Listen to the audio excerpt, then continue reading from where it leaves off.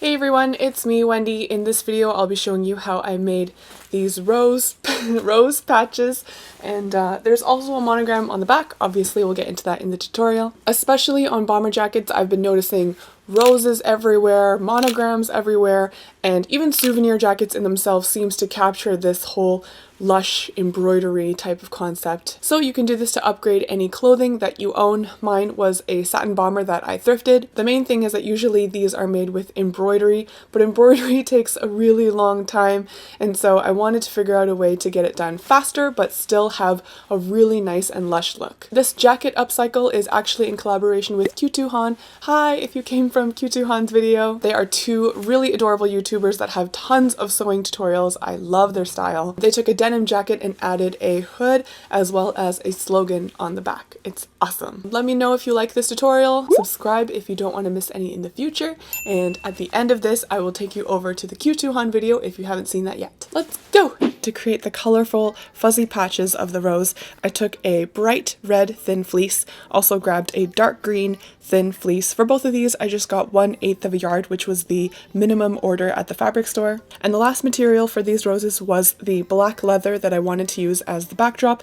I actually had this black leather from a previous tutorial, and obviously for ethical reasons, if you're against using real leather, you can use pleather or any other kind of rich backing that can hold all of your fleece in place. I really liked the color of this jacket when I thrifted it, but it already came with one chest decal, which is maybe why it ended up at the thrift store. I think it says Cedar Point Marina. My goal will be to cover up this anchor.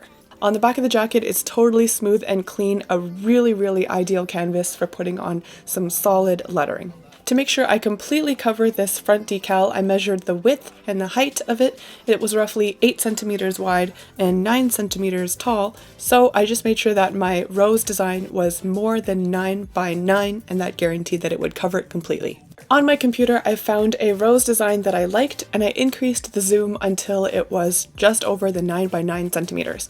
From there, you can put a white piece of paper over top, and then using the screen on max brightness, trace out the design of the rose. Always use a marker and trace really gently. You definitely don't want to use anything sharp that could potentially scratch your screen. After tracing, I thickened up every single line by going over it twice so that it was extra thick. Then, as you can see, I cut out all of the little pieces in between, just leaving the part with the black marker. I flattened out the red fabric so that I was looking at the wrong side, and then placed this rose stencil on top. To make my life a little bit easier, I did add some tape to hold down the stencil, and from there take a really thin Sharpie marker or something else that draws really easily on fabric and just go over all of the shapes that need to be cut out. Since this is all happening on the wrong side of the fabric, it will not show through on the right side when you attach it. I'm going to go ahead and detach my stencil. I next taped the stencil to the wrong side of the green fabric so I could get the leaf shapes done as well. The black leather is going to be the backing for my patch. I take my stencil, flip it over,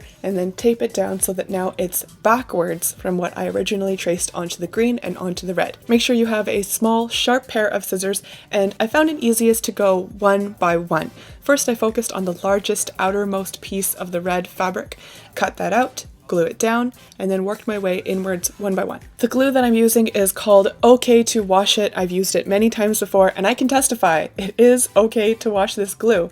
I've washed a lot of things held together with this glue in the past, and it's totally worked. Trace it gently all the way around, then take the piece of fleece that you just cut and lay it down onto that open area of the stencil. For areas where the little pieces of red get smaller and smaller, I actually find it's really helpful to lift the entire stencil a bit and then glue it down, just eyeballing it instead of trying to shove it through the stencil, because sometimes they don't align perfectly and you could end up gluing the red more to the stencil than to the backing, which won't be helpful.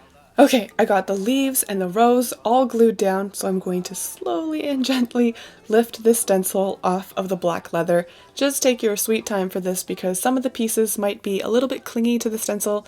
You just have to be gentle with it. Taking a stronger pair of scissors, I cut equidistance all the way around. I was basically about a ½ centimeter away from the rose design. You want to go all the way around, try to make it as smooth as possible, and when you're done, you're going to have your first patch. Using the exact same method, I actually already made a symmetrical patch, so these are ready to go left and right on the bomber jacket. But before we get to that, I'll also go over how I did a nice leather monogram on the back of the jacket. Using the exact same tracing method from my desktop, I found a font that I really liked and traced out with Wendy. With great patience, go ahead and cut out every single letter.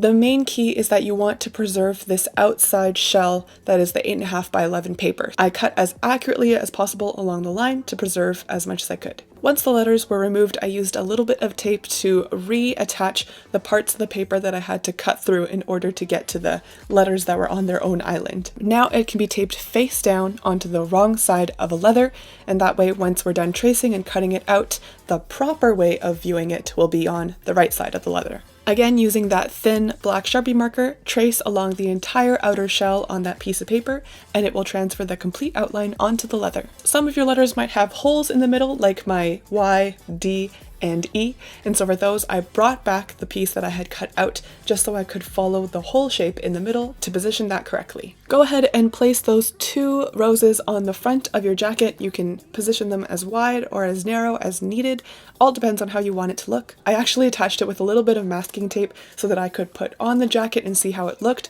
Before gluing it down, remove the masking tape, then go in with some really good glue. Again, I'm using the OK to Wash It glue, and cover the area gently so that you can glue it down. You'll want to hold out the fabric completely flat underneath the glue as it's drying because it's a bad time to be putting any puckers in. And for the little bits of glue residue that ended up sticking out, I later cleaned it up with a wet Q-tip, and that was super effective. We're gonna leave the front to dry, and on the back I took that 8.5 by 11 sheet of paper and taped it smack dab in the center along the upper half of my bomber. Dab really lightly with that same glue in the open areas of your stencil, and then bring over those pieces of leather that you cut out, laying them down one by one to fill in the gaps. Once everything has been placed, you can gently and carefully lift away the paper. Some little bits of leather might need a little bit of snipping to clean them up, but otherwise this is ready to go. Give it a little bit of time to dry, and here is how mine turned out in the end.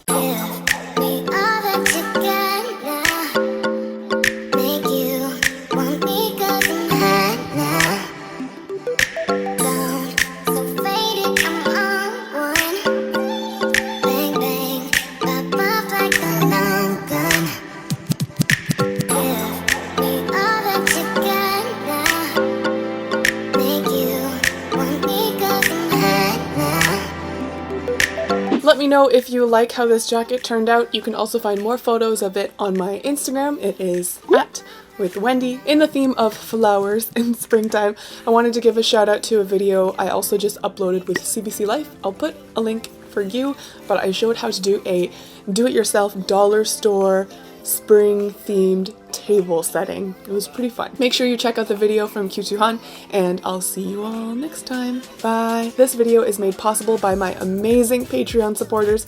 If you want to support me on Patreon, go to patreon.com/withwendy.